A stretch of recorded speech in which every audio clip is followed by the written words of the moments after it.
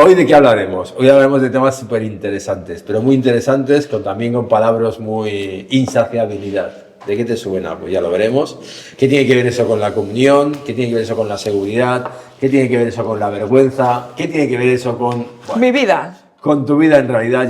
Vamos a comenzar a leer a San Juan Pablo II. Dice, al hablar del nacimiento de la concupiscencia en el hombre, hemos analizado el significado originario de la vergüenza que aparece con el primer pecado, lo que hemos estado viendo en las catequesis anteriores.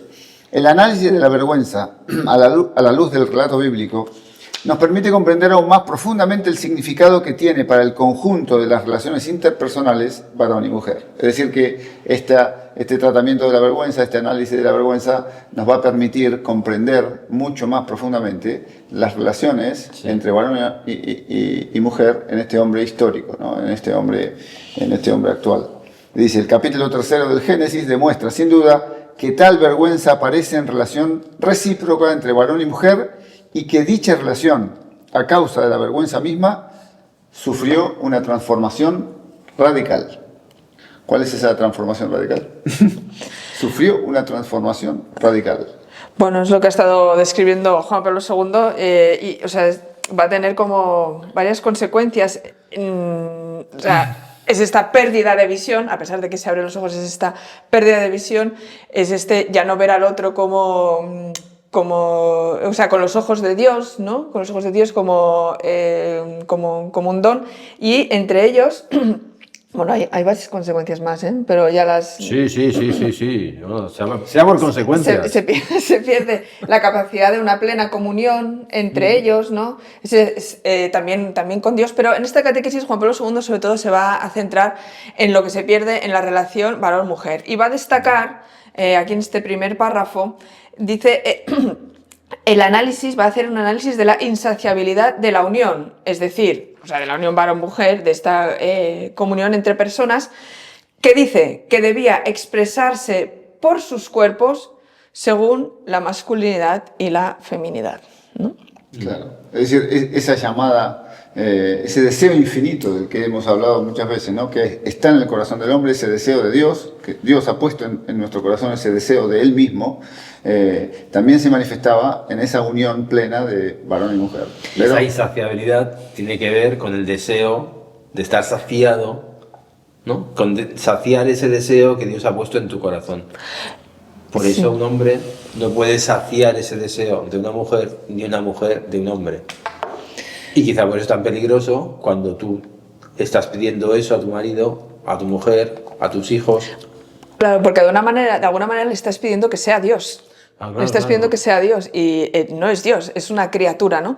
Sobre esto que has dicho, dices, o sea, que la comunión también se daba a través, o sea, la unión con Dios. A través del cuerpo, ¿no? De lo masculino y de lo femenino, había una cierta unión de plenitud a la que estábamos llamados. Bueno, sin embargo, sí. Sí, no, es que, o sea, el Juan Pablo II lo que dice es que, o sea, la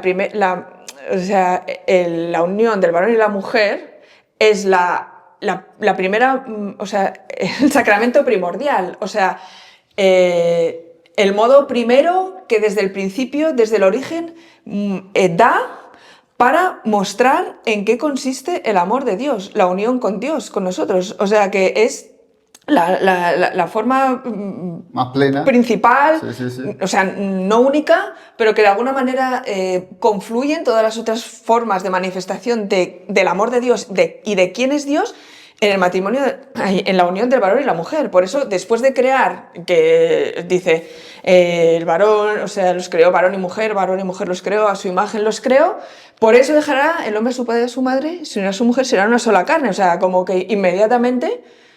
Bueno, no estoy muy segura que vayan uno detrás del otro, pero, o sea, están profundamente vinculados la creación del varón y la mujer con una sola carne y con la manifestación de la imagen de Dios, ¿no? Por eso, sí, lo hemos hablado, la unión con Dios es una unión esponsal, porque es una unión total, completa, incondicional, que desde luego parte desde Él. Amemos a Dios porque Dios nos amó primero, y Él nos ama con ese amor total, ¿no? Ha dado incluso a su Hijo, ¿no? Para que nos redima. Y por eso la unión esponsal que buscamos con el esposo y con la esposa es este sacramental, o este sacramento, ¿no? de manifestar. Y es una un cosa mucho don más que tú profunda. recibes, pero es una tarea que tienes que ir trabajando día a día. Sí, sí. Y por eso hablamos de que esta tarea hay que hacerla, realizarla desde la aceptación de la limitación propia. Aceptación, o sea, limitación propia, que es de criaturas, que nosotros somos criaturas, pero ¿cuál es lo bonito de ser criaturas? Que justamente nos podemos abrir al don de Dios y realizarnos como personas, como criaturas, a imagen de Dios, siendo receptivos al don. Esto, lo que es nuestra limitación, en realidad, es nuestra gloria, ¿no? O sea, esta dependencia de Dios es nuestro gozo, que es, aprovecho, o sea, es lo que muy bien nos enseñó Santa Teresita del Niño Jesús. Sí. Pero esa condición de criatura también se ve agravada por el pecado. Dice, así pues, según la narración bíblica, la vergüenza que induce al varón y a la mujer a ocultar sus cuerpos, y en especial su diferenciación sexual, confirma que se ha resquebrajado, se ha roto la capacidad originaria de autodonación recíproca. Y esto es lo que decíamos antes, ¿no? Se ha roto esa capacidad de autodonarnos, de ser verdaderamente un don para el otro. Interesante porque Sí. mi traducción no habla de autodonación. ¿Qué dice? Comunicarse. Confirma que se rompió esa capacidad originaria de comunicarse recíprocamente a sí mismos. ¿De qué habla el Génesis? ¿Cuál te gusta más? La mía. ¿Y a ti? No. A mí la de Juan Pablo II, que seguramente debe ser autodonación. Porque tiene más agudeza cognoscitiva. Claro, porque se ve claramente que no solo estamos llamados a comprometernos, que también, ¿no? Sino que estamos llamados a darnos. Es la lógica del don, la hermenéutica del don de la que hemos hablado tanto, ¿no? Y en esa lógica precisamente tan rica de la creación, la hemos perdido. Se ha resquebrajado, se ha roto, y entonces pasa en las relaciones humanas que se ve el egoísmo y entonces nos reservamos para nosotros mismos y dejamos de ser ese don para el otro. Y hay que jugar con estas cartas. O sea, las cartas son estas, están sí. marcadas y son estas. Entonces, no pretendas ser un ángel que sea fantástico. O sea, No. te vas a equivocar. Intenta hacerlo lo menos posible, pero te vas a equivocar. Un día te vas a levantar cruzado y no sabes por qué y tu mujer va a pensar que estás enfadado con ella. Bueno, pues ya está. O sea, es así. Entonces, acéptalo y remóntalo en cuanto puedas. Y normalmente nos equivocamos cuando, como decía Mónica en catequesis pasadas, dejamos de poner la confianza en Dios. Dejamos de poner la confianza en el que realmente nos salva, ¿no? Este equivocarse y darse cuenta que no podemos, dice Juan Pablo II, dice, es como si de improviso dice, aparece en sus conciencias un umbral infranqueable que limitaba la originaria donación de sí al otro, ¿no? O sea que bueno, que es lo que has dicho tú, esto dicho por San Juan Pablo II, esta sensación de impotencia, ¿no? Impotencia. Y de querer, pero no saber querer. Y de desear que la otra persona se sienta querida, pero hay días que te cruzas. Y bueno, pues ya está. Y entonces, aceptémoslo. cuando tú te das cuenta de esto respecto a ti mismo, aparece esa vergüenza de la que hablamos en la catequesis anterior, o sea, si yo quiero, pero es que no puedo. Entonces, ¿qué haces? Abrirte. No, te enfadas contigo mismo. Y entonces te enfadas contigo mismo y tienes dos problemas. Estás enfadado con ella y contigo. Y desenfadarse con uno mismo a veces es mucho más complejo que hacerlo con el otro. Porque el otro te puede dar signos de que quiere restablecer la comunión. Pero ¿cómo te das a ti mismo signos? A ti mismo, de que quieres restablecer la comunión. De que quieres salir de esa vergüenza que sientes sobre ti mismo y que además es como inconfesable, ¿no? Esa vergüenza inmanente. De la que hablábamos irrelacional. Bueno, pues yo creo que aquí sí, la respuesta podría ser como, para mí, o sea, sería como volver a recordar todo lo que es el Génesis 1, o sea, y 2, que es es que yo tengo dentro de mí esta imagen de Dios, o sea, entonces es como intentar recuperar todo esto que hemos hablado en las catequesis, Y incluso, como acabamos la anterior catequesis, diciendo, no, o sea, yo necesito apelar a mi corazón, o sea, confiar que en lo más profundo de mi corazón, escarbar y reconocer que Dios ahí ha puesto este deseo y que por la creación, por el misterio de la creación y por el misterio de la redención, podemos alcanzar esto. No por mí mismo, no aislándome, no volviéndome sobre mí mismo, no encerrándome, sino justamente abriéndome a Dios, al otro, y a lo que Dios ha puesto en mí. Pero volver a eso, que sería la solución, de algún modo también está velado porque, como dice el Papa, hay una cierta puesta en duda, una cierta sospecha. Hablemos un poco de eso, ¿no? Sí. Dice como si su función originaria fuese puesta en duda en la conciencia del varón y de la mujer, ¿no? Como que hay una cierta sospecha respecto de la relación interpersonal y de la relación Claro, con Dios. dices, O sea, dice sospecha respecto al cuerpo, o sea que como si el cuerpo, en su masculinidad y feminidad, dejase de constituir el insospechable sustrato de la comunión de personas. O sea que es que a veces es increíble, ¿no? O sea, pensar que el cuerpo, o sea, que vemos el cuerpo y dices, pero porque seguimos teniendo esa mentalidad de que el cuerpo, entre comillas, es de segunda clase respecto al alma y respecto al espíritu, pues ¿cómo es que el cuerpo puede ser el camino y la solución para la comunión, también cuando nos hemos enfadado con el otro y cuando estamos enfadados con nosotros mismos? ¿cuántas veces hemos oído que, pero si otra vez lo mismo, pero otra vez lo mismo? Pero por eso vale la pena, Vale la pena. cuando uno realmente vuelve a conectar con aquello para lo que está llamado realmente. Y entonces vale la pena cuando el cuerpo es manifestación del don. Sí que vale la pena tomar la iniciativa en eso. ¿Y cómo lo haces desde el cuerpo? Bueno, Un abrazo. ¿Un abrazo? O bueno, abrazo ya sería un nivel 2. Nivel 1, una sonrisa. O una sonrisa, claro. O una pequeña... Nivel 1... Es que es imposible que no sea el cuerpo el que dé el primer paso. De hecho, Claro. el primer paso, el paso... Lo da el cuerpo. Exacto. Los ángeles nos dan pasos. Ajá. Y entonces, volver a conectar un poco lo que decía Mónica antes, ¿no? Volver, que era lo de la solución. Volver a redescubrir que estamos hechos en cuerpo y alma a ese don. Entonces, sí que vale la pena tomar la iniciativa, porque no se trata de tener razón, no se trata de que uno es el que tiene la razón, se trata de la comunión. Porque Y fíjate que cuando el cuerpo no da el primer paso, y hay dos cuerpos que no dan el primer paso, no pasa nada. no, claro, no pasa nada. No pasa nada. No pasa nada.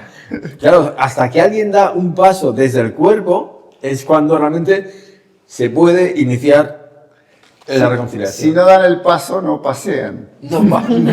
No pasean la mano. No pasean y no pasa Fíjate nada. que Sí. dice aquí, obviamente como progenitores, o sea, pese a que hayan pecado, no dejaron de comunicarse mutuamente a través de su cuerpo y de sus movimientos, gestos y expresiones, pero desapareció la sencilla y directa comunión entre ellos. Esto es lo que pasa cuando nos peleamos, que desaparece esa comunión entre ellos. Pero Sencilla y directa. Qué palabras Claro. tan suaves, Sí, ¿eh? sí, sí. Me encantan esas palabras. por eso hay que Entendibles. intentar restablecer la Sí, la sí. comunión. Sí. Eso al nivel de lo que vos planteabas antes. porque se quedan, o sea, entonces las personas que se han peleado se quedan en dos soledades, ¿no? En dos soledades en Exacto. lugar de avanzar hacia una comunión, ¿no? O sea, de la no donación a la donación. Y quizá, perdonad, es necesario hacerse la pregunta que esa del Papa. Dice, esto es textual, ¿eh? Dice, he aquí la pregunta que es necesario plantearse. En el punto 4. ¿Cuál? ¿En qué relación se coloca la concupiscencia y en particular la concupiscencia de la carne respecto a la comunión de las personas a través del cuerpo, de su masculinidad y feminidad? Esto es, respecto a la comunión asignada desde el principio al hombre por el Creador. Esta es la pregunta que es necesario plantearse. ¿Puedes repetir la pregunta? Es que son 4 líneas de pregunta larguísima. Ahora tú te has metido en el berenjenal, ahora sal tú. ¿En qué relación se coloca concupiscencia y en particular la concupiscencia de la carne respecto a la comunión? Es decir, ¿en qué relación se coloca concupiscencia en relación con la comunión de las personas a través del cuerpo? Y ya. Bueno, esto ha contestado ya varias veces, ¿no? Creo. Sí, Juan sí, Pablo sí, II. sí. Es que yo creo que va por lo que viene después, ¿no? Claro, esa relación debería ordenarse a no alejarnos del amor.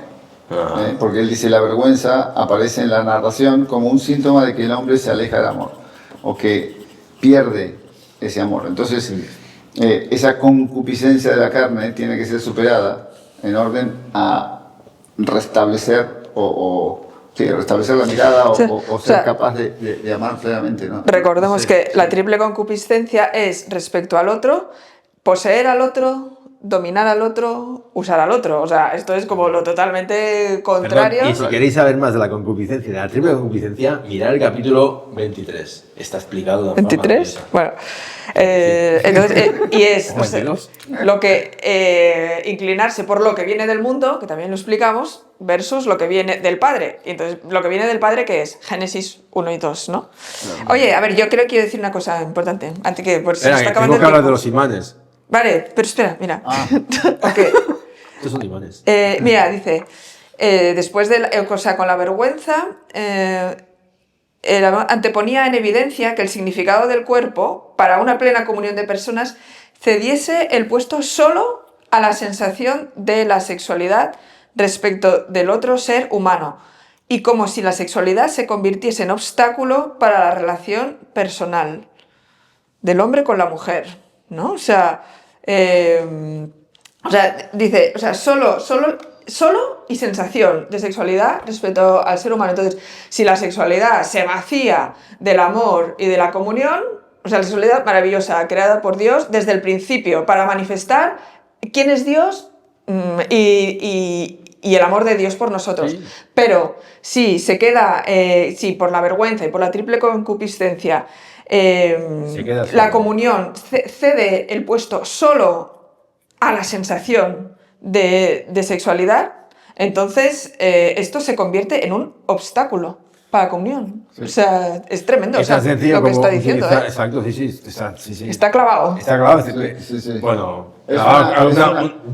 Sí, decilo. Palabras más sencillas. O sea, si al sexo le quitas el amor, se convierte en un obstáculo. O sea, pero se convierte en un obstáculo. ¿Para qué? Para el encuentro con los demás. Porque es una búsqueda de uno mismo. Exacto. Claro, sí. Eso es lo que decía esta frase. Maravillosa, muy bien escrita. Pero lógicamente viene. Lo tachamos, si querés, lo que No, es maravilloso, está súper bien explicado. Tu traducción es mejor. Solo que sería. No, mejor. Es sencilla. Y esto es de alguna manera lo que constituye este segundo descubrimiento del sexo que llama Juan Pablo II. Porque el primero fue. El primero es cuando Adán ve a Eva, están desnudos los dos y Adán se queda extasiado, que esto lo dije en la anterior catequesis, no voy a repetir. Esta es carne de mi carne y hueso de mi hueso. ¿Sí?